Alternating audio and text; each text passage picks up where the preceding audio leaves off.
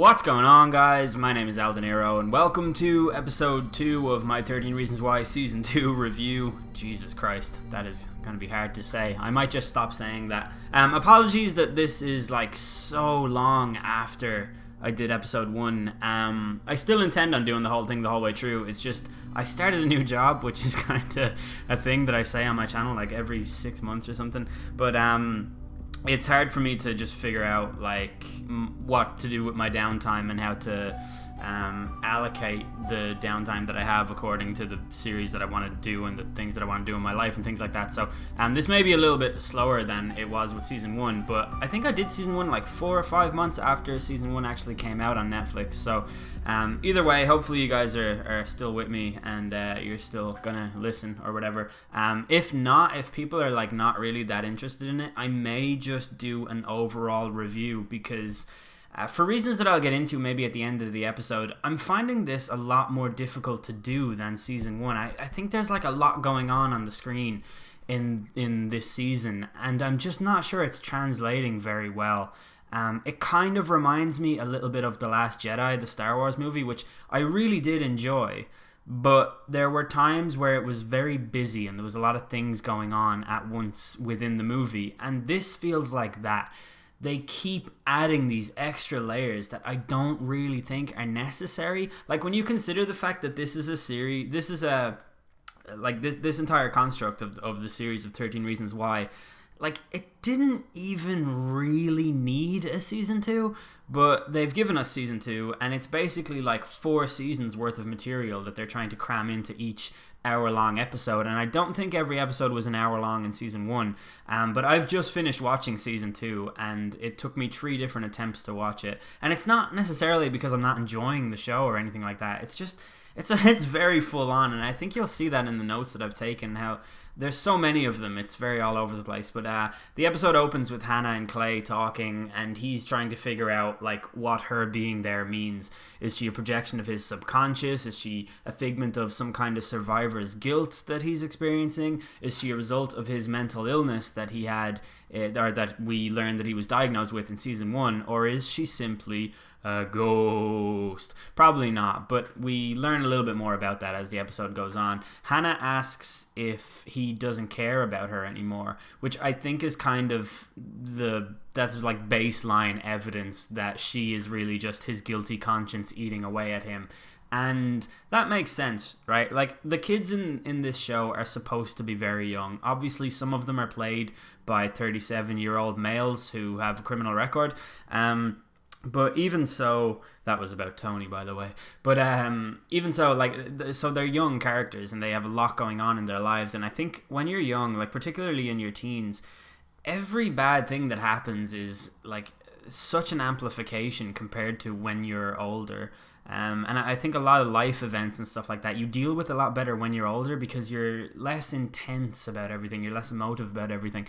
But anyway, I think that what's going to happen in this season is some kind of mental breakdown from Clay, and I hope that it's like a character arc that he gets through all right, because I think he's actually a pretty good character.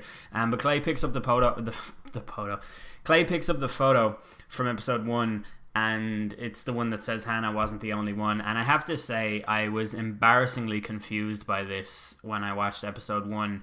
I thought it was like Jeff and some other girl, and I thought that the Hannah wasn't the only one thing was like a weird, I don't really know it. I just didn't really know what I thought about it. But I'm kind of glad that another story is going to unravel in addition to the closure of Hannah and her story, because I don't want the entire season to just be a case of closing it out for Hannah, because I think they could have just done that in season 1. So it's good that there's something new to focus on, but I think 2 episodes in already, they've barely even scratched the surface of that entire plot, and there's supposed to be 13 episodes. I don't know, maybe it's just going a little bit slow or something.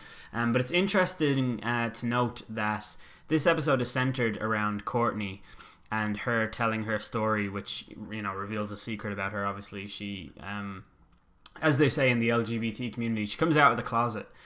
And a few seconds ago, in the picture that you're looking at on the screen now, in this scene, Clay starts to get dressed and Hannah is watching him, and he like retreats into the closet for fear of her judging him.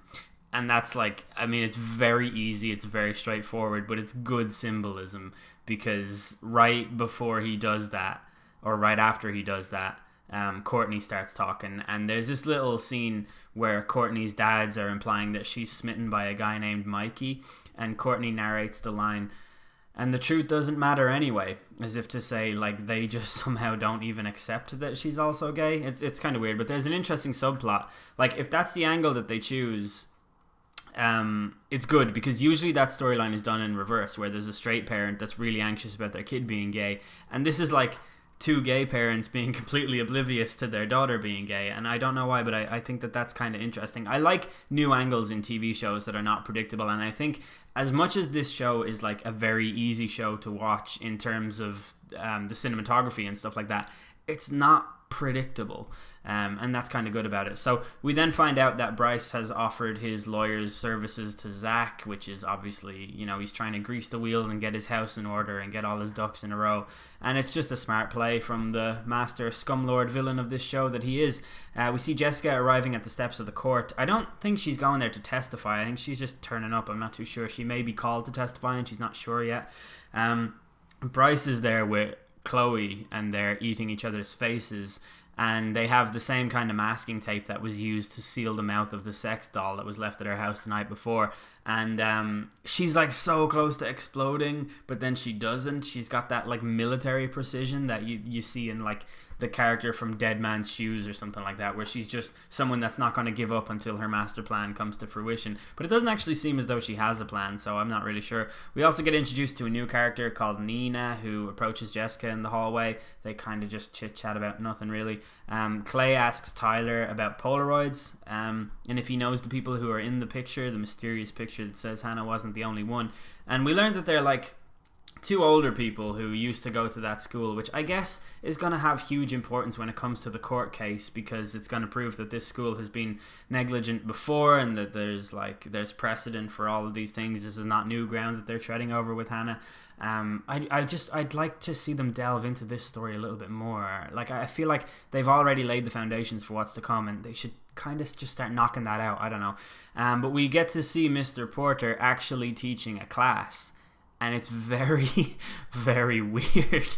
He's like trying to teach the kids how to control their impulses, and Tyler's sitting next to another new character. I forget his name. It's like Ezron or something mad. I can't remember what it is. But he may be a character who is even more of an embarrassment than Tony. And he says to Tyler, talking about like this, Tyler took like a photo, night vision photo of a dog pissing or something like that, and this new kid, Ezron or whatever, goes, "Punk rock, dude." And just that being a thing that a character says out loud just screams, this show has been written by a person who has no grasp on reality. So I enjoyed that.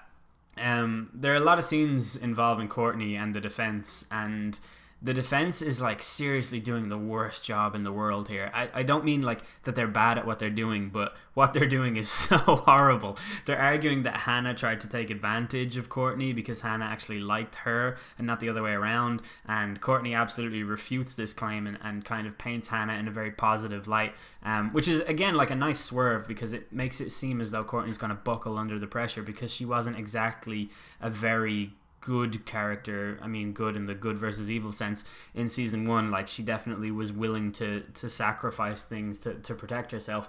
Alex asks Clay for the tapes because he wants to piece things together for himself, and he wants to help Jessica, and he wants to bring down the jocks that are ruining his life and stuff like that. Clay is really reluctant to give them to him, and everyone's kind of just protecting Alex from the truth because they know that the truth is what made him try to kill himself. Elsewhere, Sky and Clay are having serious problems because he's still haunted by Hannah, and I'm really not liking the dialogue between Hannah and Clay, but I guess I'm happy that it's not revealing any new information, because that's when it crosses into like super lame territory, but it is still really lame. I can't explain it, because there's a TV show I used to watch called Rescue Me, and it's like the first first 3 seasons of that are literally like my favorite piece of TV ever. And there's a character in that called Tommy, who's played by Dennis Leary, and he has survivor's guilt, and he's plagued by his dead cousin and like people that he couldn't save. He's a firefighter, people that he couldn't save, people that he watched burn in buildings and stuff like that. But it's done really well because Tommy is a raging alcoholic, so he's not just seeing these visions because he's guilty. He's seeing them because of a pile up of multiple different things. And I feel like this Clay thing, I don't know, like it's literally the exact same thing, and I should like it, but I think it's maybe that putting Hannah in there is like a whole nother thing, and they're just doing too many things. I hope that makes sense. There's a moving scene as well with Olivia and her new friend. I can't remember her fucking name. It's like Janet or Karen or something. She's the lady who also lost her daughter. And Olivia is like facing the challenge of moving on from Hannah, and she stumbles upon the dress that she was wearing when Hannah died, and she knows that she has to wash the blood off, but she doesn't want to. And then later on in the episode, her friend actually goes and does that for her, and she's like distraught over it. And these scenes are hard to watch. Like, a lot of the, like, this is a very, very heavy show, and it's weird because it's a show that has cultivated like an extremely young teenage audience, and I think like that's a good thing because people should be in touch with the realities of mental health struggles from an early age and stuff like that. But like this is like some harrowing stuff, like the trope of the parent that has to move on from the dead kid and doesn't want to move all the stuff out of the room and stuff like that. Like, that's a common trope in things, but it's rarely done as like viscerally as it is in this show. And the scene of like the two of them sharing, I don't know, it's just emotional. The school, I think Liberty High, is just an absolute fucking mess of a place, which like just continues to get worse and worse. And there's this scene with Jessica and Chloe where Jess learns that the story going around about her is like that she's a slut, and that she was like, she took advantage of Bryce and like all of this stuff. And it's just, I mean, it's classic villain angle from Bryce. But they get interrupted by Tyler taking photos, and in response to that, the school says that Tyler is no longer allowed to photograph female sports.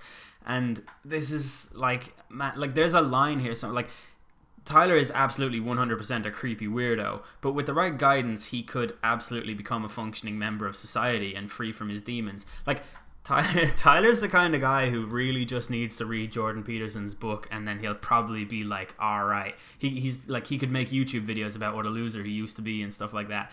But they just keep poking him like a little bit here and a little bit there, and it's weirdly reminiscent of everything that happened to Hannah, where it was just a complex build-up of like inextricably linked storylines that push her over the edge. And I think this show is great at delving into the mental health debate and showing how nuanced it can be. It's 100% not a black and white show, and that's, I guess, what makes it so controversial. But I think it's controversial that they're taking that angle to Tyler, because he is like the prototypical high school shooter here, and they're showing him in both a sympathetic light and in like this guy is an absolute psychopath kind of light. And like, that's good. I think more TV shows should do stuff like that, because everybody does have a story to tell at the end of the day. So yeah, I guess my point there is that this is why people debate over the finer plot lines of the show. And in other news, I completely forgot that Sherry ever existed, but apparently she's back, and you know, they dedicate like 25 seconds of on-screen time to her talking to Mr. Porter, and she's like bitter and unhappy, and that's kind of like the main fucking theme of this series. Clay comes home from school to find Sky in his kitchen cooking hand-rolled pasta with his dad, and it's surreal for Clay, and he's like visually perplexed, but it's also surreal for me as a viewer, because she has a better relationship with her dad, she has a better relationship with Clay's dad than Clay does, and that's fucking weird. But there's also another effort to court Tyler towards a more ordinary existence when his dad is playing video games with him and tells him that he wants to transfer him to another school. And Tyler's like, oh yeah, well, I've got a friend in this school, his name is Eldron, or whatever the fuck that guy's name is. And I think what's going to happen there is... Actually, I'm not even going to say what I think is going to happen, because I don't know, well, I was right about a lot of stuff in season 1. I'm just going to leave it out there, and we'll see what happens with that whole thing. But there's this big cloud over Tyler, and he's clearly a marked man, and I don't know, the guy playing him is doing a really good job, that actor.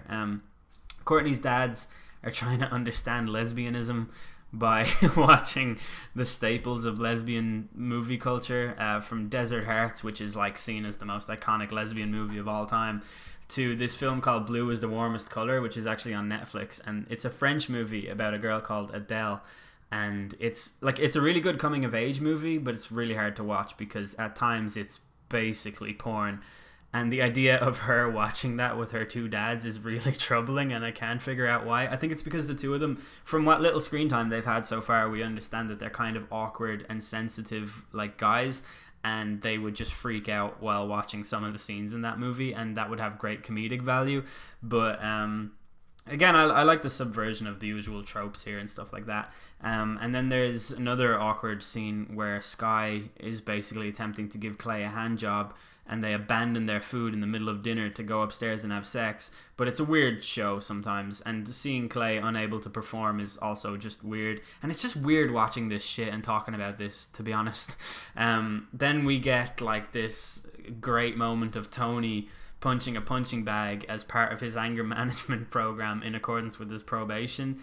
Like, I assume he's so angry because he's 35 and still has to go to high school. But then there's this thread running through him and his character that he's definitely holding a serious secret, and he says to Olivia in as many words, he says, sometimes people keep secrets just to protect people, and that's obviously what he thinks that he's doing. So it's going to be interesting to find out what that is.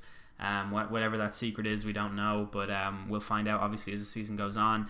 And then Alex, the mysterious sender of things, sends something to Alex. It's like an A4 page with a target on it, and there's some bullet holes, or there's some holes in the target's head, and it says "better look next time" in red writing in reference to his suicide. And it's, to be honest, it's hilarious that this person is bullying Alex because he doesn't even fucking know who he is. Like, he doesn't remember anything. He hasn't listened to the tapes, basically. And they're like, yo, you better shut the fuck up. It's just going to make him more curious. It's just going to make him need to listen to them more. And then the episode closes with Clay chasing after Sky because they had a fight in his house about the fact that he's not over Hannah yet, and she's really upset. And then she goes home. I don't know what she does, but an ambulance is called. She obviously harms herself in some way. Maybe she took something, she overdosed or cut herself, but she's being taken away in an ambulance, and Clay arrives and says, I didn't mean to upset her. And her mother says she's not upset, she's ill, which again is good. Good dialogue there, and I think it's probably going to be pretty important for Clay to realise that, because the last thing the man needs is more guilt. But hopefully Sky turns out to be alright, because she has it pretty bad in the show, and that's sad. Like, hopefully, I really think that Clay should be doing more to ensure that she doesn't end up like Hannah, but hey, he's also a burdened man. So that's the end of the episode. Honestly, I didn't really enjoy watching this one, and I don't know why. It's the first episode of this show that has genuinely felt like a bit of a chore to watch, and I think it's because number one, what I referenced earlier, there's so much going on. There's so many like subplots built into this storyline now, but at the same time, they're not nearly going through them as quickly as you'd like, and the narration in every episode is like a staple of the show. We had Hannah narrating everything in like a real broad thematic way in season 1, so like every episode was a tape that was about a person, and there was a theme running through that person. And in this season they're doing the same thing, except they have a different person talking about the thing. So in episode 1 it was Tyler, and he was talking about the atmosphere of the school, and the theme is that like people are mean even when they try not to be mean, and like people can be mean without intentionally being mean and stuff like that. And in this one it's about secrets and holding secrets and why it's better to tell the truth, and obviously that was punctuated by Clay finally telling Sky the truth, and then she ends up hurting herself, and it's all this like, so there's a theme running through everything that creates these shades of grey. But the problem is that there are underlying subplots that don't relate to these themes, and they can't get those out quickly, so it just feels like a fucking drag. Like, this felt like a drag to watch. It really, really did. I want to know more about this other girl, that that Hannah wasn't the only one. but I feel like I'm going to have to fucking sit through so much more of people making ominous statements that vaguely relate to Bryce.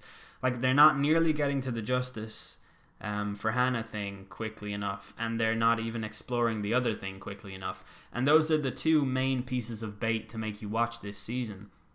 And it's like, I don't know, like, I don't fucking care about Chloe or Nina or that Ezron guy or whatever.